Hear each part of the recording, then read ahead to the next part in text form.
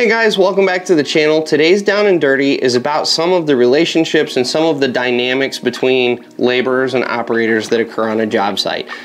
This Down and Dirty is actually a result of a conversation I had in the comment section of one of my videos with one of my regular subscribers, Braden. This one's for you, man. I really do appreciate you having this conversation because this is a great topic of discussion. When I sit down to make these Down and Dirties, it's kind of hard because I've been doing this so long, I don't think about some of the dynamics on the job site as being something I should cover, because once you've been in it for a while, it's just something that exists. So I really appreciate you drawing my attention to this one.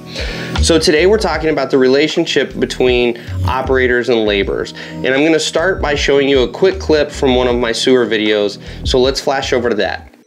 Why should someone choose this over being an operator?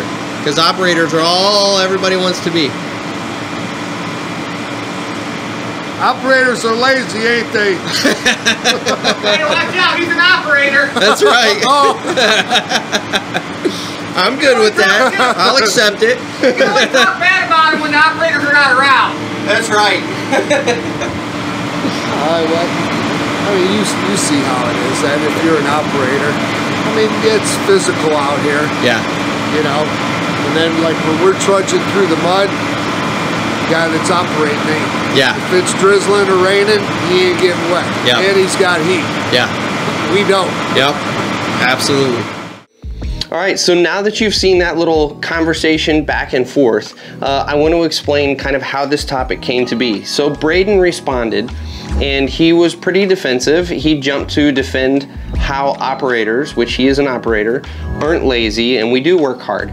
And I'm gonna say, you don't need to apologize for that, Braden. Like, that's a natural response. That's most people's response in this industry, is especially if you're new to the industry and you don't really understand the dynamic. Everyone wants to defend themselves. I was the exact same way when I got started in the industry.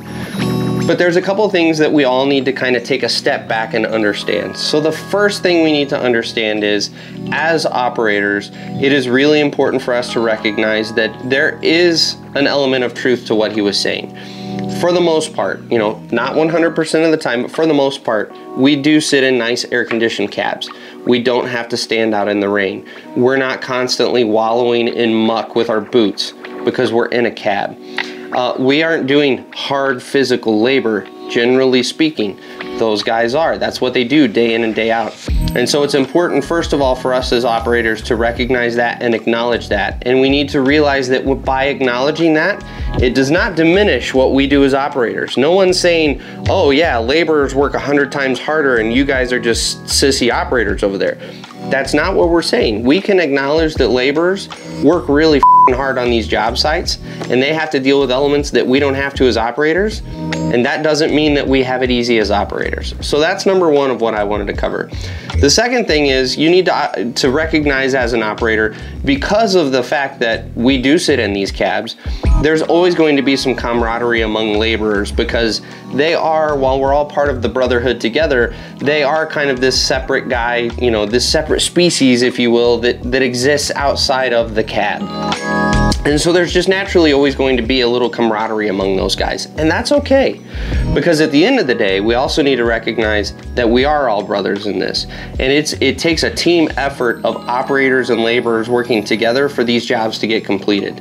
I don't care who you are and what job site you're on. If you take a veteran, really qualified operator and put them with a laborer, you will not get production, and it's going to be a terrible team. Likewise, if you take a really, really seasoned laborer that is really good at laying pipe and you put them with a garbage operator, again, that's a worthless team. The two are mutually dependent on each other. That's what makes the team work. And it doesn't work if one of those two elements is off. So we are brothers in this, and it is a team effort to get the job done. And really what you're gonna find in your career as you get further down the road and you progress in your career in this industry is the relationship between a good operator and a good laborer is one of the most fulfilling aspects of this business.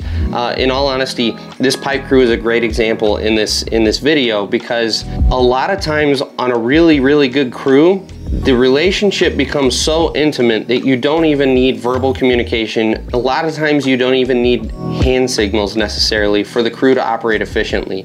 You know each other so well that the operator is reading where the laborer is, what his hands are on, where he's moving to, what he's looking at.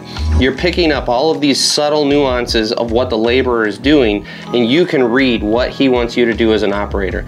Likewise, the laborer is looking up in the top of the hole, looking at what the operator is doing in that particular moment to figure out where he's going to go next and what his next strategy is going to be. And then the laborer can adapt to that.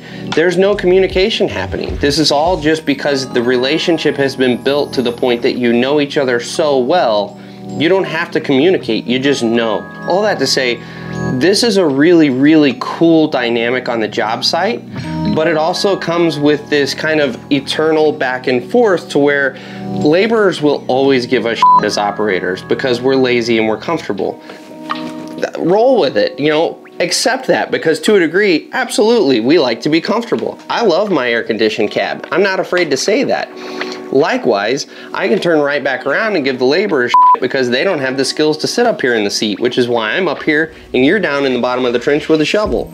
Do I mean that in a negative way? Absolutely not. Most of the laborers I have met are some of, first of all, the hardest workers I've ever seen. Secondly, they're some of the smartest guys I've ever worked with. They will do math circles around me day in and day out that I can't keep up. It's just giving each other shit because that's part of the brotherhood. That's part of this dynamic on these job sites, is you're gonna always give each other crap. So roll with the punches, try not to get defensive as a new operator, and realize as an operator, you're stepping into, as a new operator I should say, you're stepping into this long history of operators and laborers giving each other crap. Everyone at the end of the day secretly thinks they work harder than everybody else, and it's no different in this relationship here. So all that to say, Braden, thank you so much for bringing this topic up to my attention. Like, this is a great conversation because I realize now, thinking about it, every new operator coming into the industry, this is a weird dynamic to step into, and your natural reaction is 100% to get defensive and get offended and feel like you're not, you know, respected, and that's not the case at all. This is just part of being on the job site. This is one of those things where there will always be this little miniature, you know, poking fun at each other conflicts. So I hope this has been helpful to you new operators. I hope this kind of takes some of the stress and the feeling like you have to prove yourself. I hope that takes some of that away. As always, if you have any questions, if you have any comments, throw them down below, and we'll catch you guys on the next one.